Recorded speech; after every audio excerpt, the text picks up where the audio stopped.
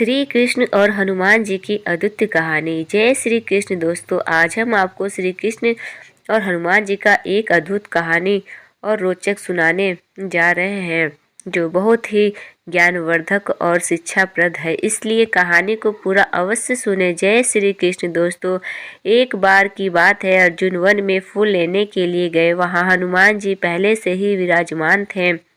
अर्जुन ने जैसे ही फूल तोड़े, हनुमान जी की निद्रा टूट गई। हनुमान जी ने पूछा, कौन है वहाँ? अर्जुन बोले, मैं हूँ। हनुमान जी ने पूछा, यहाँ क्या करने आए हो? वह बोले, फूल लेने आया हूँ।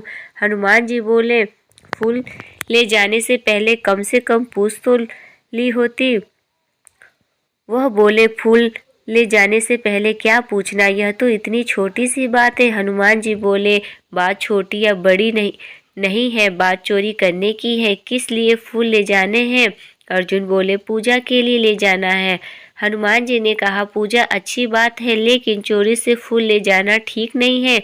किसके लिए ले जाना है? अर्जुन ने कहा, भगवान कृष्ण की पूजा के लिए। हनुमान जी हंसकर बोले, फिर ले जाओ, कोई बात नहीं। अर्जुन ने पूछा, हंसते क्यों हो? वह बोले, जिसके भगवान की चोर हो उसकी पूजा के लिए चोरी से फूल जाए, ठीक है, कोई बात नहीं। अब अर्जुन को बहुत गुस्सा आई कि हमारे माधव को चोर बोल दिया। अर्जुन ने क्रोध में आकर बोला, हाँ तो मुझे आपके भगवान के बारे में भी पता है। उन्होंने वानर और भालुओं से पुल बनवा दिया, बहुत बड़े महारथी है। यही उनकी ताकत है कि वह छोटे छोटे भालुओं से पुल बनवा रहे हैं। अगर इतने ही ताकतवर है तो उन्होंने बाढ़ से पुल क्यों नहीं बना दिया? हनुमान जी ने कहा, क्या तुम बाढ़ का पुल बना सकते हो? हाँ बिल्कुल बना सकता हूँ। हनुमान जी ने कहा, देख लो, लेकिन ध्यान रखना, जो पुल भगवान ने बनवाया था वह बहुत ही शक्तिशाली था। उस पर उनकी पूरी वानर सेना लंका पार कर गई थी। तुम्हारे बनाए पुल से उनका एक वानर ही निकल जाए तो हम तुमको शक्तिशाली मान लेंगे। अर्जुन बोले, हाँ बिल्कुल बना सकता हूँ। हनुमान जी ने कहा, अगर टूट गया तो? अर्जुन बोले, नहीं टूटेगा। हनुमान जी बोले, फिर भी अगर टूट गया तो? अर्जुन बोले, अगर मेरा बनाया पुल टूट गया तो मैं अपने आप को आग में भस्म कर लूंगा। क्षत्रिय हूँ, वादा करता हूँ। अर्जुन ने वार की वर्षा की और एक शक्तिशाली पुल का निर्माण किया। अर्जुन बोले, पुल तैयार है। हनुमान जी बोले, राम जी का बंदर भी तैयार है। हनुमान जी ने अपना विशाल रूप दिखाया। हनुमान जी ने जैसे ही उस पर अपना पहला कदम रखा, पुल पाताल लोक चला गया। हार की शर्म से अर्जुन अपने आप को भस्म करने के लिए तैयार थे। तभी हनुमान जी ने समझाया, देखो यह जीवन बहुत अनमोल है, यूं बर्बाद मत करो। यह बात सिर्फ तुम्हारे और मेरे बीच ही रहेगी, किसी को कुछ पता नहीं चलेगा। अर्जुन अपने क्षत्रिय धर्म का पालन कर रहे थे और अपने वचन पर अड़े रहे। हनुमान जी ने अर्जुन को बहुत समझाया, लेकिन अर्जुन नहीं माने। हनुमान जी मन में ही मन कृष्ण को याद करते हैं और कहते हैं, हे प्रभु सहायता करे। यह तो समझने के लिए तैयार ही नहीं है। तो भगवान श्री कृष्ण स्वयं ब्राह्मण का रूप रखकर प्रकट हुए और बोले, हे भक्त राज, यह क्या कर रहे हो? यह आग क्यों जलाई है? अर्जुन ने सारा वृत्तांत कह सुनाया। ब्राह्मण बोले, अच्छा यह बताओ, क्या जब तुम्हारी शर्त लगी तो यहाँ कोई तीसरा व्यक्ति भी था? निर्णय करने वाला कोई तीसरा भी होना चाहिए। क्या तुम दोबारा पुल बना सकते हो? मैं निर्णय करूंगा। अर्जुन बोले, हाँ बिल्कुल बना सकता हूँ। अर्जुन ने पुनः पुल का निर्माण किया। हनुमान जी ने फिर से अपना विशाल रूप बनाया। भगवान ने एक कछुए का रूप बनाया और पुल के नीचे जाकर बैठ गए। इस बार पुल नहीं टूटा। हनुमान जी तुरंत प्रभु की लीला समझ गए और मन ही मन मुस्कुराए और बोले, मैं तो हार गया और अर्जुन जीत गए। बताओ अब मुझे क्या करना है? बोले, प्रभु अभी नहीं, सही वक्त आने पर बताऊंगा। कहते हैं जब महाभारत का युद्ध होने लगा तब श्री कृष्ण ने अर्जुन से कहा, अब हमें हनुमान जी की जरूरत है। अर्जुन बड़े ही घमंड से बोले, मैं तो नर हूँ, मुझे उस वानर की क्या आवश्यकता है? श्री कृष्ण बोले, हे अर्जुन, तुम तो नर हो, परंतु खुद नारायण को भी हनुमान जी की मदद लेनी पड़ती है। स्वयं वासुदेव अर्जुन के साथ गए और हनुमान जी से मदद मांगी। हनुमान जी ने शर्त रखी कि वह बिना भक्ति के नहीं रह सकते। स्वयं प्रभु श्री राम युद्ध के दौरान भी अंत ज्ञान की बातें बताते थे। वासुदेव बोले, वहाँ तो युद्ध होगा, तुम भक्ति कैसे कर पाओगे? कहते हैं हनुमान जी स्वयं ध्वज के रूप में अर्जुन के रथ पर सवार थे, इसलिए अर्जुन के रथ का नाम कपिध्वज रखा गया। शास्त्र कहते हैं अर्जुन का तो बनाया था। भगवान श्री कृष्ण ने गीता तो हनुमान को सुनाया था। महाभारत में कर्ण और अर्जुन के रथ में टकराव होता था। कर्ण जब तीर चलाते थे तो अर्जुन का रथ हिलता नहीं था, लेकिन जब अर्जुन तीर चलाते तो कर्ण का रथ 3-4 कदम पीछे चला जाता था। अर्जुन बोलते थे, नीचे देखो प्रभु, हमारा रथ नहीं हिला है। भगवान कहते हैं, नीचे नहीं, ऊपर देखो। प्रभु बोले, तुम ऊपर इसलिए हो क्योंकि तुम्हारे साथ स्वयं हनुमान जी की शक्तियाँ हैं। जब युद्ध खत्म हो गया तो श्री कृष्ण ने अर्जुन को रथ से उतारा और फिर स्वयं उतरे। फिर उन्होंने हनुमान जी को इशारा किया और जैसे ही हनुमान जी रथ से उतरे, अर्जुन का रथ धू धू कर जलने लगा और जलकर भस्म हो गया। अर्जुन को बहुत आश्चर्य हुआ।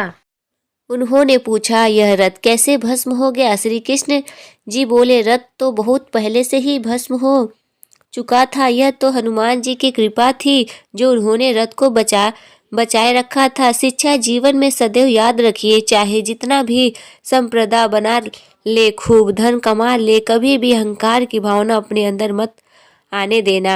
अहंकार ने बड़े बड़े लोगों को डुबो दिया है। अहंकार एक ऐसी चीज है जो हमें अपनी असली खोज में रोकती है और हमें अपनी सच्ची शक्ति और सामर्थ्य से दूर ले जाती है। यह हमें दूसरों से ऊंचा दिखाने की भावना दिलाती है, परंतु असल में हमारी अंतरात्मा को कमजोर बनाती है। हमें अपने कर्तव्यों का पालन करना चाहिए, परंतु अहंकार के बिना। जय श्री कृष्ण दोस्तों, चलिए हनुमान जी और शनिदेव की एक और रोचक कथा सुनाते हैं। क्या आप जानते हैं कि श्री कृष्ण और राम जी के भक्तों पर क्यों होती है शनिदेव की विशेष कृपा? हनुमान जी ने एक बार शनि भगवान को कैसे और किससे आजाद कराया? आजादी के बाद शनिदेव ने हनुमान जी का धन्यवाद किया और उनके भक्तों पर विशेष कृपा बनाए रखने का वचन दिया। हनुमान जी सर्वशक्तिशाली हैं। भूत पिशाच ग्रह नक्षत्र आदि सभी उनके अधीन हैं। एक बार हनुमान श्री राम के किसी कार्य में व्यस्त थे। उस जगह से शनिदेव जी गुजर रहे थे कि रास्ते में उन्होंने हनुमान जी दिखाई पड़े। अपने स्वभाव की वजह से शनिदेव जी को शरारत सूझी और वे कुछ राम कार्य में विघ्न डालने का हनुमान जी के पास पहुंच गए। हनुमान जी ने शनिदेव को चेतावनी दी और उन्हें ऐसा करने से रोका, पर शनिदेव जी नहीं माने। हनुमान जी ने सब शनिदेव जी को अपनी पूंछ से जकड़ लिया और फिर से राम कार्य करने लगे। कार्य के दौरान वे इधर उधर खुद के कार्य कर रहे थे। इस दौरान शनिदेव जी को बहुत सारी चोटें आई। शनिदेव ने बहुत प्रयास किया पर बालाजी की कैद से खुद को छुड़ा नहीं पाए। उन्होंने हनुमान जी से विनती की, पर हनुमान जी का कार्य खोए हुए थे। जब राम कार्य खत्म हुआ तब उन्हें शनिदेव जी का ख्याल आया और तब उन्होंने शनिदेव को आजाद किया। शनिदेव जी को अपनी भूल का एहसास हुआ और उन्होंने हनुमान जी से माफ़ी मांगी कि वे कभी भी श्री राम और हनुमान जी के कार्यों में कोई विघ्न नहीं डालेंगे और श्री राम और हनुमान जी के भक्तों को उनका विशेष आशीष प्राप्त होगा। शनिदेव जी ने भगवान श्री हनुमान जी से कुछ सरसों का तेल मांगा जिसे वे अपने घाव पर लगा सके और जल्द ही चोटों से उभर सके। हनुमान जी ने उन्हें वह तेल उपलब्ध करवाया और इस तरह शनिदेव के जख्म ठीक हुए।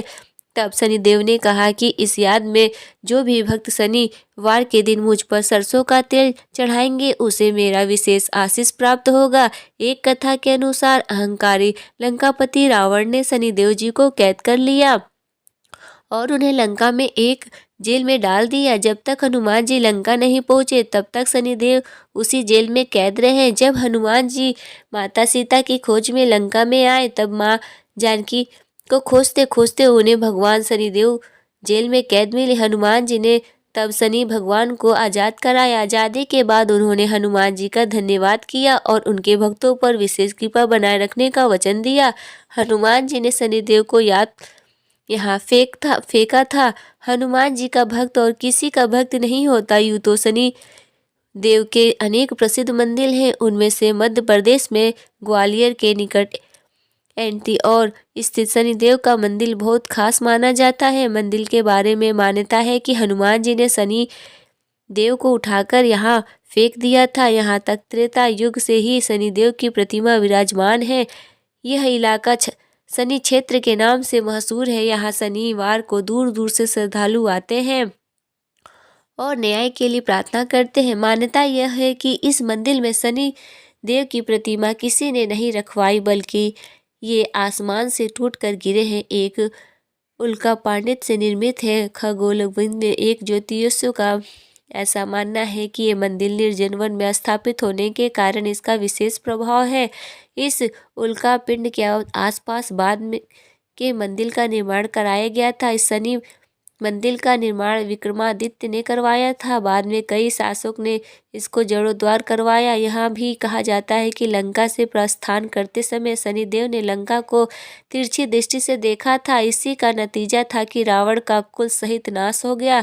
जब शनिदेव यहाँ आए तो उल्कापात जैसा प्रभाव हुआ। आज भी उस घटना का यहाँ निशान बना हुआ है। जब श्री राम, जय हनुमान, जय शनिदेव। दोस्तों, आपको ये कहानी कैसी लगी कृपया कमेंट करके ज़रूर बताएं और कमेंट बॉक्स में जय श्री राम लिखना ना भूलें। वीडियो पसंद आए हो तो लाइक करें और ऐसी ही और भी बहुत सारी कहानियों को सुनने के लिए चैनल को सब्सक्राइब जरूर करें। धन्यवाद।